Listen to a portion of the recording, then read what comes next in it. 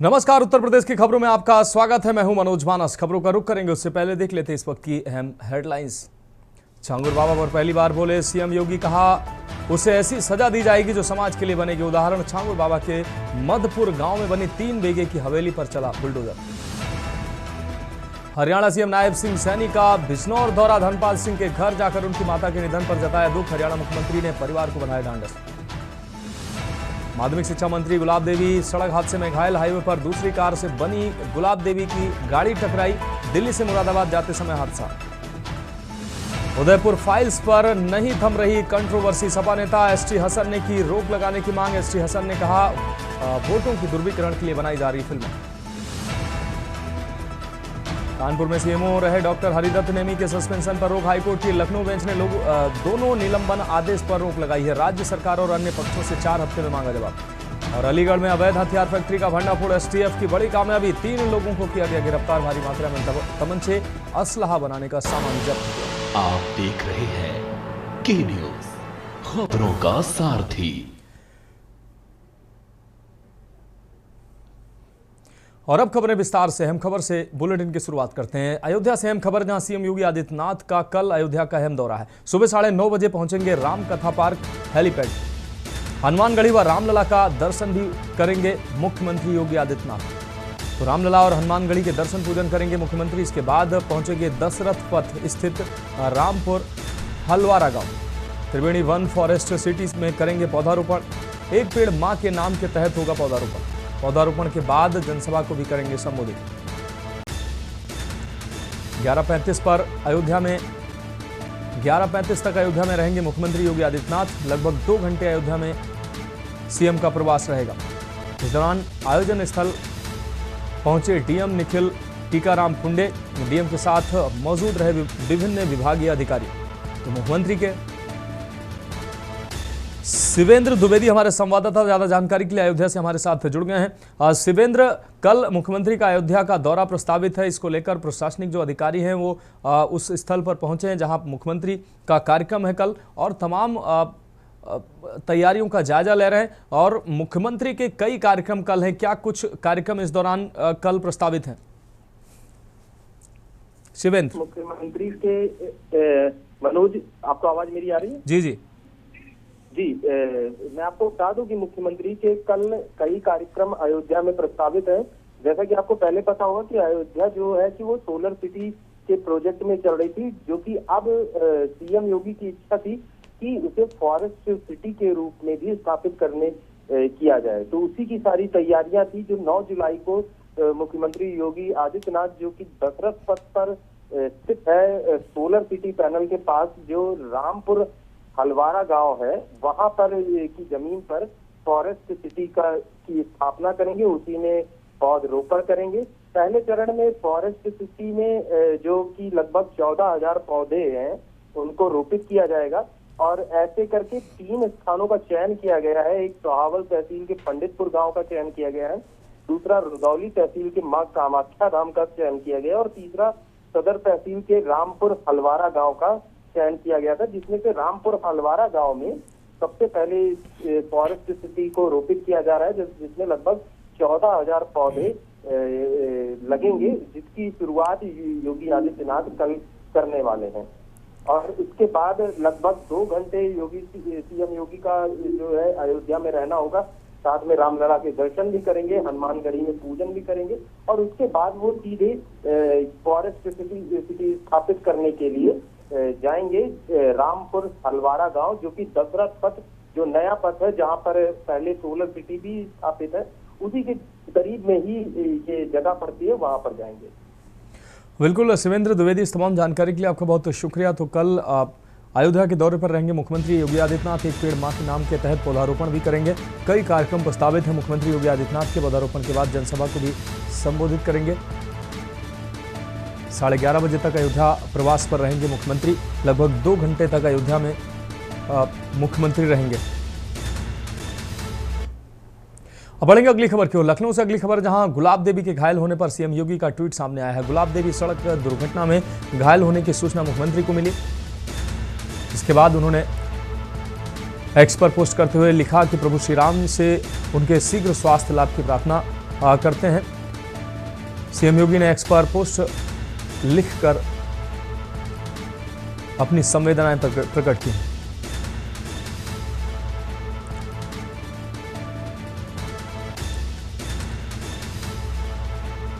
तो उत्तर प्रदेश सरकार में मेरी सहयोगी माध्यमिक शिक्षा मंत्री स्वतंत्र प्रभार श्रीमती गुलाब देवी जी का हापुड़ में एक सड़क दुर्घटना में घायल होने का समाचार प्राप्त हुआ। प्रभु श्री राम से उनके शीघ्र स्वास्थ्य लाभ की प्रार्थना करते हैं। ये एक्स पर पोस्ट के माध्यम से मुख्यमंत्री ने अपनी बात रखी और माध्यमिक शिक्षा मंत्री स्वतंत्र प्रभार गुलाब देवी के शीघ्र स्वास्थ्य होने की कामना की। और अगली खबर का रुख करेंगे। सीएम नायब सिंह सैनी का बिजनौर दौरा। भाजपा नेता धर्मपाल सिंह के घर शोक संवेदना प्रकट करने पहुंचे हैं मुख्यमंत्री नायब सिंह सैनी। धर्मपाल सिंह की माता के निधन पर उन्होंने दुख जताया। मुख्यमंत्री ने परिवार को ढांढस बंधाया। तो हरियाणा के मुख्यमंत्री बिजनौर के दौरे पर पहुंचे। संगठन मंत्री उत्तर प्रदेश में संगठन मंत्री धर्मपाल सिंह की माता के निधन पर उन्होंने शोक व्यक्त किया। मुख्यमंत्री ने परिवार को ढांढस बंधाया। तो हरियाणा के मुख्यमंत्री नायब सिंह सैनी का आज बिजनौर का दौरा रहा। भाजपा नेता धर्मपाल सिंह के घर शोक संवेदना प्रकट करने पहुंचे। धर्मपाल सिंह की मां के निधन पर उन्होंने शोक संवेदनाएं प्रकट की हैं और दुख जताया। साथ ही परिवार को इस दुख की घड़ी में ढांढस बंधाते नजर आए। जहीर अहमद हमारे संवाददाता ज्यादा जानकारी के लिए हमारे साथ जुड़ गए हैं। जहीर, हरियाणा के मुख्यमंत्री नायब सिंह सैनी आज भाजपा नेता धर्मपाल सिंह के घर पहुंचे। शोक संवेदनाएं, मां के निधन पर शोक संवेदनाएं व्यक्त की। कई अन्य नेता लगातार धर्मपाल सिंह के घर पहुंच रहे हैं और उनकी मां के निधन पर शोक संवेदनाएं ज्ञापित कर रहे हैं। ऐसे में आज हरियाणा के मुख्यमंत्री का भी वहां पहुंचना हुआ। क्या कुछ अहम अपडेट? बिल्कुल, देखिए, शनिवार की रात को उत्तर प्रदेश के संगठन मंत्री धर्मपाल सिंह, उनकी माताजी का निधन हो गया था। रविवार को उनका संस्कार गंगा बराज घाट पर किया गया था। उत्तर प्रदेश दोनों थे, कई मंत्री शामिल हुए थे। कल उत्तर प्रदेश के मुख्यमंत्री योगी आदित्यनाथ उनके घर पहुंचकर शोक संवेदनाएं प्रकट करके चले गए थे। आज भी नेताओं का जमावड़ा रहा है। इसमें सबसे अहम जो हरियाणा के मुख्यमंत्री नायब सिंह सैनी वो पहुंचे हेलीकॉप्टर से। उसके बाद जो अतुल प्रधान है केंद्रीय मंत्री वो पहुंचे। साथ ही अन्य कई मंत्री भी आज शोक देने तो लगभग 1:30 बजे के करीब हरियाणा के मुख्यमंत्री जब नगीना के होर नगता गांव में पहुंचे, उससे पहले वो हेलीकॉप्टर से उतरकर सीधे धर्मपाल सिंह के आवास पर पहुंचे। वहाँ परिवार से जो दुख को साझा किया। साथ ही जो उनकी माता जी जिनका निधन हुआ था उनके चित्र पर जो है पुष्प अर्पित किए। जी बिल्कुल जहीर, इस तमाम जानकारी के लिए आपका बहुत बहुत शुक्रिया। तो हरियाणा के मुख्यमंत्री नायब सिंह सैनी भाजपा नेता धर्मपाल सिंह के घर पहुंचे और मां के निधन पर शोक संवेदनाएं ज्ञापित की।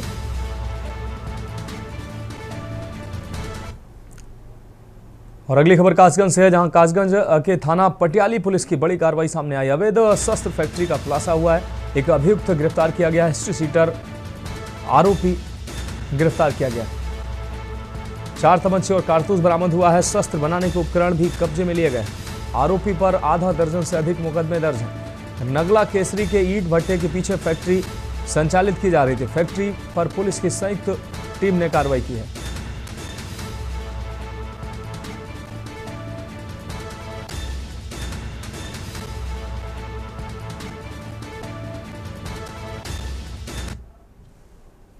देखिए, आज एसएचओ पटियाली और क्राइम ब्रांच की टीम ने संयुक्त रूप से एक उल्लेखनीय कार्य किया है, जिसमें एक हिस्ट्री सीटर मेवाराम, जो श्रीपुरा थाना क्षेत्र का रहने वाला है, इसको पटियाली क्षेत्र के एक पुराने बंद पड़े भट्टे में अवैध शस्त्र फैक्ट्री चलाते हुए पकड़ा गया है। जहां पे मौके से 4 बने हुए तमंचे, कुछ अधबने तमंचे, 315 बोर के कारतूस, खोखा कारतूस और तमंचे बनाने के बहुत सारे उपकरण इनके कब्जे से बरामद हुआ है। इनका एक आपराधिक इतिहास है। करीब 11 मुकदमे इनके पूर्व से पंजीकृत हैं। बढ़ेंगे अगली खबर की ओर। यूपी में धर्मांतरण गिरोह के बड़े खुलासे और जमालुद्दीन उर्फ छांगुर बाबा की गिरफ्तारी के बाद 100 करोड़ की विदेशी फंडिंग का खुलासा जांच एजेंसियों ने किया है। यूपी पुलिस का दावा है कि गिरोह के सभी लोगों को गिरफ्तार करने के लिए जांच टीम कार्रवाई के साथ इस बड़े नेटवर्क की छानबीन में जुटी है। लेकिन धर्म परिवर्तन का शिकार हुए लोगों का कहना है कि यूपी में ऐसे कई लोग छिपे हैं जिनको गिरफ्तार करने में देरी क्यों की जा रही है। मामले में पीड़ित महिला का क्या कुछ कहना है हम आपको सुनाते हैं।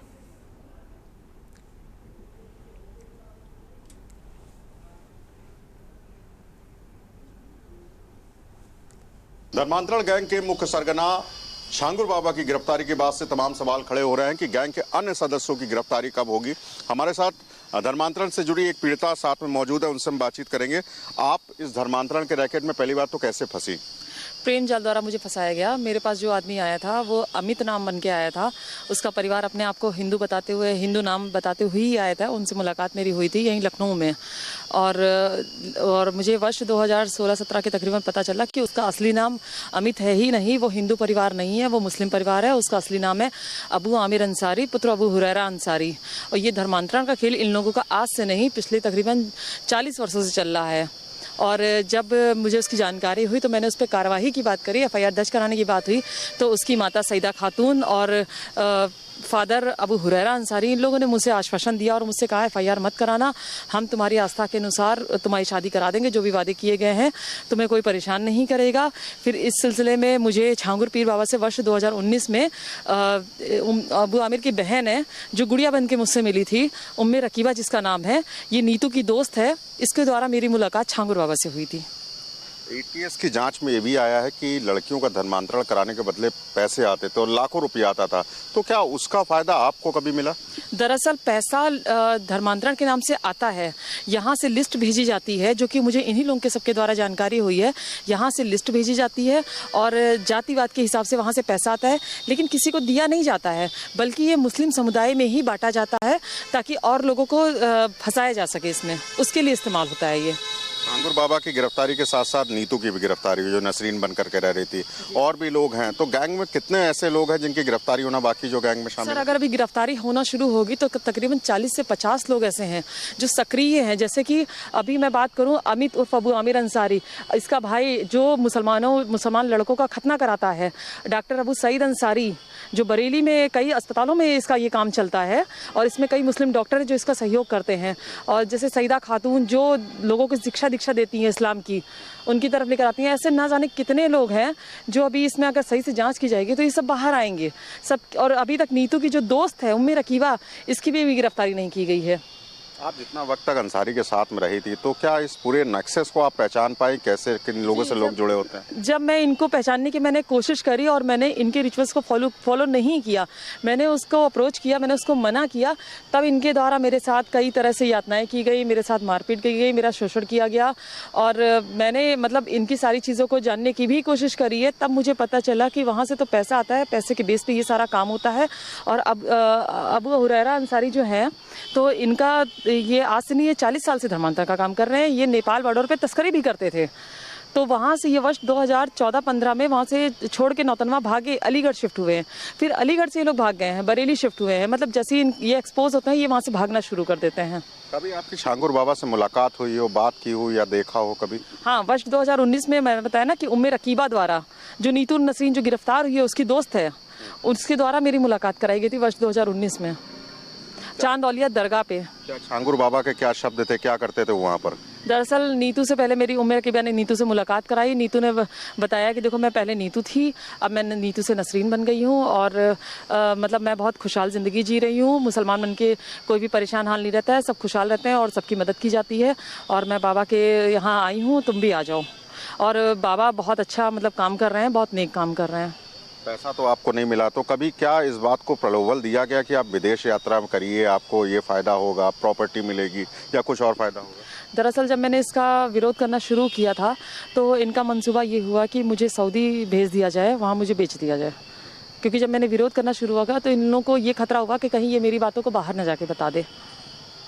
अब जब छांगुर बाबा की गिरफ्तारी हुई है, तो आपको लगता है कि जांच एजेंसियों को और कुछ तलाशने की ज़रूरत है ताकि उनको और नेक्सस के बारे में पता लगे? सर, छांगुर बाबा तो इसका सरगना था, लेकिन अभी जो इसके सक्रिय सदस्य हैं उनकी गिरफ्तारी हुई नहीं है। जबकि एफआईआर भी अब अगर आप देखेंगे तो 9 नामजद हैं, लेकिन सिर्फ 4 की गिरफ्तारी की गई है। 5 लोग अभी भी गिरफ्तार उसमें नामजद एफआईआर में दर्ज नहीं हुआ। और जो पीड़िताएँ जितनी है, जिनके बयान भी सारे हो चुके हैं, उसके बावजूद किसी की गिरफ्तारी नहीं की गई। जैसे मैंने अभी आपके सामने नाम लिए, ये लोग अभी भी गैंग सक्रिय सदस्य हैं, ये अभी भी ये लोग चला रहे हैं। और यहाँ से एफआईआर दर्ज होने के बाद 2 धर्मांतरण उसके बाद भी किए गए हैं। हैं, क्योंकि जांच एजेंसियां पूरी तरह से जांच नहीं कर रही हैं, ना ही किसी की गिरफ्तारी पूरी तरह से कर रही हैं। हमारे साथ वो पीड़िता जिनका धर्म परिवर्तन हुआ था, लेकिन धर्म वापसी के बाद से तमाम प्रक्रिया हुई और अब झांगुर बाबा की गिरफ्तारी के बाद से एक बड़ा नेटवर्क सामने आया है जिसमें 40 बार खाड़ी देशों की यात्रा की गई। 100 करोड़ से ज्यादा का जो लेन देन था वो अकाउंट्स में दिखा और अब झांगुर बाबा की गिरफ्तारी के बाद में जो जांच एजेंसियां हैं वो अन्य लोगों की गिरफ्तारी की मांग कर रही है। लेकिन पीड़िता का कहना है कि ये खेल सिर्फ 1-2 साल से नहीं बल्कि 40 साल से ज्यादा का था और इस केस में और इस गैंग में सिर्फ महज 1, 2 या 4 लोग ही नहीं बल्कि सैकड़ों लोग हैं जिनका पर्दाफाश जांच एजेंसियों को करना चाहिए। वीडियो जर्नलिस्ट आदित्य के साथ शिवा शर्मा के न्यूज लखनऊ। अब बढ़ेंगे अगली खबर की ओर। खबर लखनऊ से है, जहां मुख्यमंत्री योगी आदित्यनाथ की एक जिला एक नदी पहल के तहत इसे मनरेगा के माध्यम से पुनर्जीवित किया जा रहा है। पहले चरण में 11 किलोमीटर में पुनरुद्धार कार्य संपन्न हुआ है, जिसमें लगभग 44,000 मानव दिन का रोजगार उत्पन्न हुआ है और 3100 परिवारों को आजीविका मिली है। नदी के तटों पर 10,000 से अधिक देसी पौधे जैसे शीशम, पीपल, नीम, बरगद, सहजन आदि लगाए जा रहे हैं, जिससे पर्यावरण संरक्षण के साथ साथ भू जल स्तर में भी सुधार, कृषि उत्पादन व जल भराव की समस्या में भी कमी की संभावना होगी। ऐतिहासिक और धार्मिक दृष्टिकोण से भी यह परियोजना अहम है। ये परियोजना न केवल हमारी सांस्कृतिक विरासत की रक्षा करती है बल्कि पर्यावरण, समुदाय विकास और धार्मिक परंपराओं को एक ही समय में संजो रही है।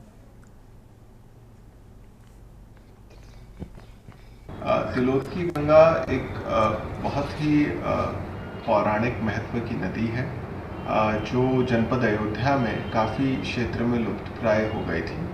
इसका प्रशासन एवं नगर निगम के सहयोग से इसका पुनरुद्धार कराया जा रहा है। ग्रामीण क्षेत्र में इसकी लंबाई तकरीबन 25 किलोमीटर के आसपास है, जिसका डिमार्केशन हमारे द्वारा कर लिया गया राजस्व विभाग के सहयोग से। इसके बाद मनरेगा योजना के माध्यम से हम लोगों ने इसका पुनरुद्धार कराया है। तकरीबन 11 किलोमीटर के अंदर नदी को पुनः सजीव कर दिया गया है। अब बढ़ेंगे अगली खबर की ओर। खबर लखनऊ से है, जहां यूपी के नगर विकास एवं ऊर्जा मंत्री ए.के. शर्मा ने दोनों ही विभागीय अफसरों के साथ कांवड़ यात्रा को लेकर जल निगम के फील्ड हॉस्टल संगम में बैठक की है। बैठक के बाद मंत्री ए.के. शर्मा ने पत्रकार वार्ता में बताया कि दोनों विभागों के अफसरों को कांवड़ यात्रा के दौरान जिम्मेदारियों का अच्छे से निर्वहन करने के निर्देश दिए गए हैं, जिससे कांवड़ यात्रियों को किसी तरह की असुविधाएं न हो। कांवड़ मार्ग में रात को भी रोशन रखने और हादसों की संभावना समाप्त करने के लिए सड़क के किनारे खड़े विद्युत पोलों को इंसुलेटेड करने को निर्देशित किया गया। इसी तरह नगर विकास विभाग को सड़कें साफ सुथरी बनाने के लिए निर्देशित किया गया है।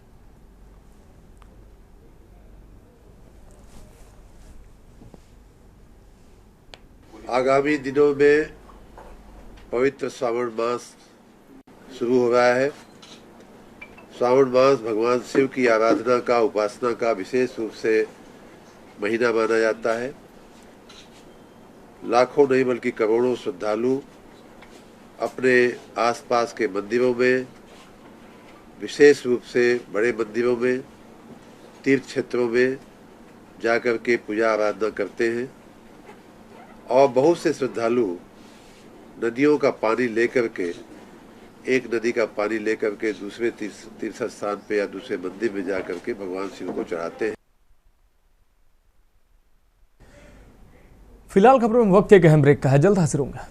ब्रेक के बाद उत्तर प्रदेश की खबरों में एक बार फिर से आपका स्वागत है। बढ़ेंगे अगली खबर की ओर। खबर बलिया से है, जहां दौरे पर पहुंचे यूपी के जल शक्ति मंत्री स्वतंत्र देव सिंह ने बाबा बालेश्वर नाथ मंदिर में पूजा अर्चना की। बाद में उन्होंने पूर्व प्रधानमंत्री चंद्रशेखर की पुण्यतिथि पर आयोजित कार्यक्रम में विभिन्न योजनाओं के लाभार्थियों को प्रमाण पत्र वितरित किए हैं। मंत्री ने कहा कि बलिया में बाढ़ नियंत्रण के कार्यों को प्राथमिकता से पूरा कराया जा रहा है। गंगा और सरयू नदियों के संगम पर संचालित 14 में से 11 परियोजनाएं पूरी हो चुकी हैं। कांवड़ यात्रा को लेकर उन्होंने भरोसा दिलाया कि सुविधाओं और सुरक्षा के पूरे इंतजाम किए जा रहे हैं। इसी तरह भाषाई विवाद पर उन्होंने एकता और देश हित को प्राथमिकता देने पर जोर दिया। आज बाढ़ की परियोजना में देखने आया था बलिया। लगभग 14 परियोजनाएं हैं। सभी परियोजना हमारी कंप्लीट के कगार पर है। 2-3 परियोजनाएं जो अभी नहीं पूर्ण हुई है वह पूर्ण हो जाएंगी। बाकी परियोजना हमारी पूर्ण हो चुकी है। इस बेल्ट में पूरे क्षेत्र में इधर जो गोरखपुर मंडल है, देवीपाटन मंडल है और अयोध्या, ये सभी मंडल में जो बाढ़ के चपेट में गोरखपुर मंडल, इधर की परियोजनाएं जितनी हमारी पूर्ण हो रही है। पिछले 8 वर्षों में लगभग 1600 परियोजना हमने कंप्लीट किया है। बढ़ेंगे अगली खबर की ओर। सिद्धार्थनगर जिले के डुमरियागंज में आपको बता दें, आप पार्टी के बौद्ध प्रांत के अध्यक्ष इमरान लतीफ के आवास पर आपके राज्यसभा सांसद संजय सिंह ने प्रेस वार्ता की। इस दौरान तमाम कार्यकर्ता मौजूद रहे। मीडिया से वार्ता करते हुए राज्यसभा सांसद संजय सिंह ने कहा कि जब से यूपी में 2022 विधानसभा चुनाव संपन्न हुए, डुमरियागंज विधानसभा क्षेत्र में आतंक का माहौल है। एसपी, डीएम, एसडीएम, तहसीलदार पूर्व विधायक बन के आपको बता दें काम कर रहे हैं। डुमरियागंज को पूर्व विधायक राघवेंद्र प्रताप सिंह के आतंक के माध्यम से चलाया जा रहा है। जैसा वह व्यक्ति चाहता है वैसे यहाँ का प्रशासन काम करता है। तनाव फैला के झगड़ा करके उत्तर प्रदेश में खुलेआम राजनीति हो रही है। महाराष्ट्र में भाषा को लेकर छिड़ी जंग पे उन्होंने कहा कि मनसे के लोगों से साफ कहना चाहता हूँ, यह देश सबका है। अगर हमारे यूपी में कोई मराठी भाई आए तो कोई दुर्व्यवहार करे तो हम उसके भी खिलाफ हैं। हर भाषा का सम्मान है, किसी के ऊपर भाषा थोप नहीं सकते। बिहार वोटर लिस्ट मामले में बताया कि चुनाव आयोग और भारतीय जनता पार्टी की गहरी साजिश है बिहार के लोगों के वोट काटने की। नहीं, मैं मनसे के लोगों से साफ तौर पे कहना चाहता हूं कि ये देश सबका है और हमारे उत्तर प्रदेश में कोई मराठी भाई आएगा, उसके साथ कोई दुर्व्यवहार करे, हम उसके भी खिलाफ बोलेंगे। और हमारे जो उत्तर प्रदेश और बिहार के भाई वहाँ रह रहे हैं, मुंबई में या महाराष्ट्र में, उनका भी इज्जत और सम्मान उतना ही है। उनके साथ मानवता और इंसानियत का परिचय दीजिए। और इस तरीके से मारना पीटना उनको भाषा के नाम पे, ये कतई ठीक नहीं है और हम इसकी निंदा करते हैं।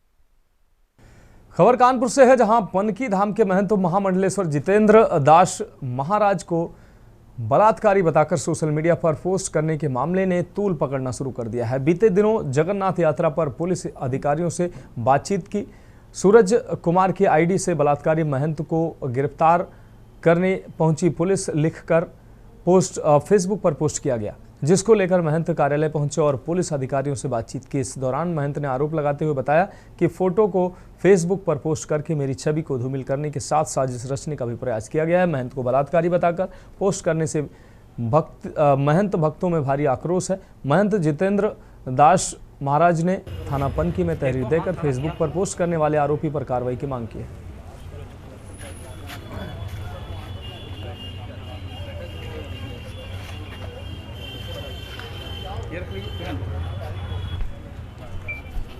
देखिए, ऐसा है, मैं जितेंद्र दास महंत पनकी हनुमान मंदिर।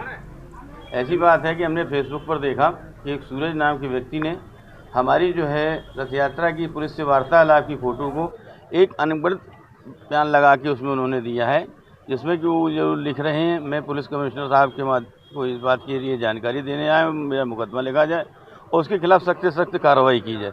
क्योंकि इसी प्रकार से और हमारे लोगों के साधुओं को बदनाम करने का ये एक इनका प्रोजेंडा है। कहीं का फोटो होता है कहीं पर लगा के और कहीं पर संतों को बदनाम किया जा रहा है। तो हिंदू धर्म की बदनामी के लिए इनको इसके ऊपर सख्त से सख्त कार्रवाई की मैं मांग करता हूँ। एक प्रार्थना पत्र प्राप्त हुआ है जिसमें महंत जी द्वारा बताया गया है कि एक फेसबुक का अकाउंट है, सूरज कुमार नाम का कोई व्यक्ति है, उसने अपनी आईडी का प्रयोग करते हुए कुछ अपशब्द उसमें लिखे हुए हैं। उसमें जो वर्डिंग है, बेसिकली वो जो फ़ोटो है वो पुराना एक जगन्नाथ यात्रा के दौरान जो अधिकारीगण हैं उनसे बातचीत करती हुई फ़ोटो है और उसको गलत तरीके से उसको टैग किया गया है। इस संबंध में जो प्रार्थना पत्र प्राप्त हुआ है उसके आधार पे हम लोग इंक्वायरी कर रहे हैं। ये इस अकाउंट की जो फेसबुक अकाउंट है सूरज कुमार नाम का, ये किस व्यक्ति का अकाउंट है और कौन व्यक्ति इसको ऑपरेट करता है, ये किस आईडी से ऑपरेट होता है, ये सभी आयाम के ऊपर हम लोग अभी जाँच कर रहे हैं और जांच के बाद जो भी निष्कर्ष हो उसके आधार पर उचित वैधानिक कार्रवाई की जाएगी। फिलहाल उत्तर प्रदेश की खबरों में अभी के लिए मेरे साथ इतना ही। मुझे दीजिए इजाजत और आप देखते रहिए के न्यूज़ इंडिया।